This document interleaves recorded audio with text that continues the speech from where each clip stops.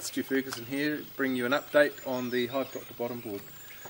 There have been a few updates since the last time I made a video, and I thought I'd better go through and cover the basics off, plus show you what the updates are.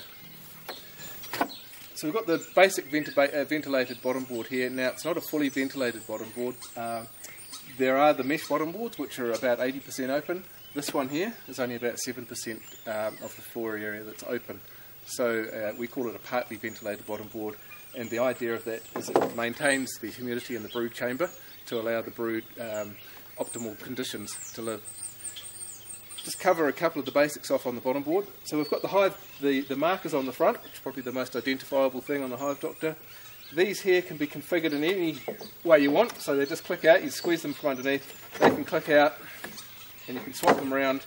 So if you've got two boards side by side that may be the same, you can chop and change them to how you want. We've got the rotating entrance, which is a new feature.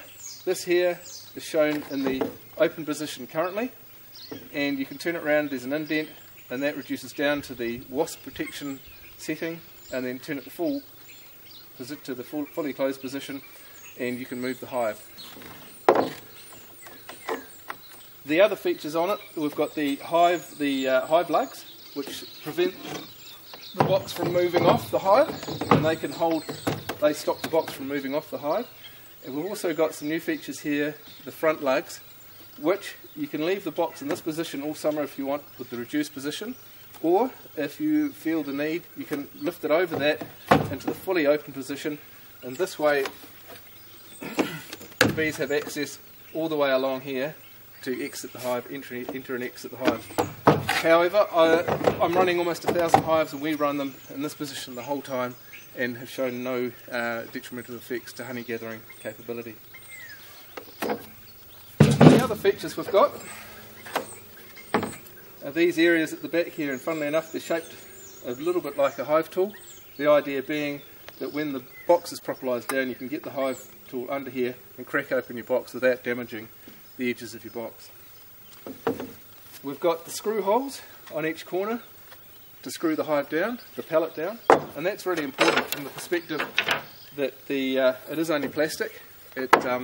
While it can take a huge amount of load, it's much better to always fasten it down.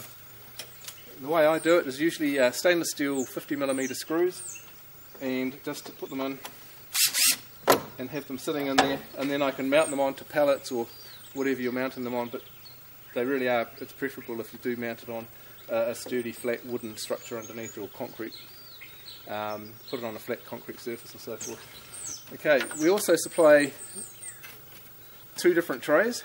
One here is for varroa monitoring, and one here is for the small hive beetle.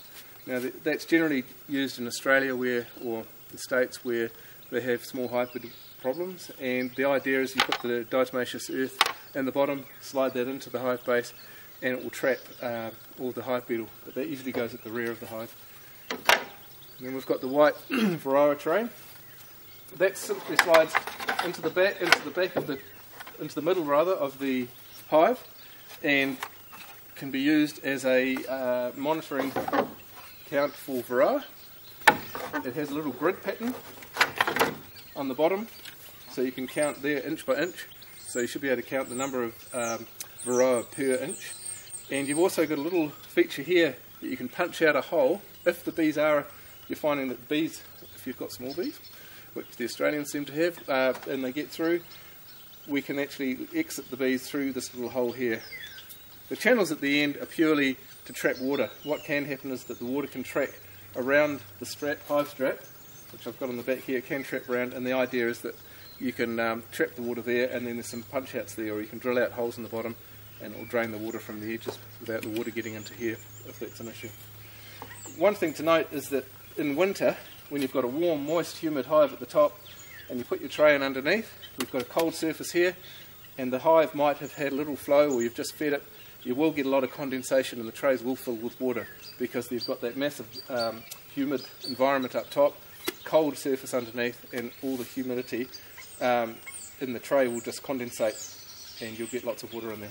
So it is preferable to punch out that hole if you can. Also in the hive, we've got the hive strap locators. The idea being is that down the central ridge of the bottom board, there's 3 gussets down here which will assist with when you're strapping the hive up. There's quite a high load imparted on the base, and being plastic it needs some extra strength through the middle, so that's why it's preferable if you use steel straps or strapping of any sort, put it through the middle of the hive.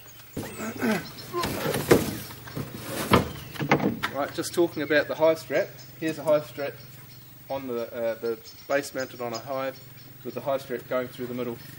Once you get that hive strap through the middle, you can apply as much force as you like and you won't buckle the sides, but if you put the hive strap to the side, it will cave in the side. It won't do any particular damage, but you might find bees escape from that edge.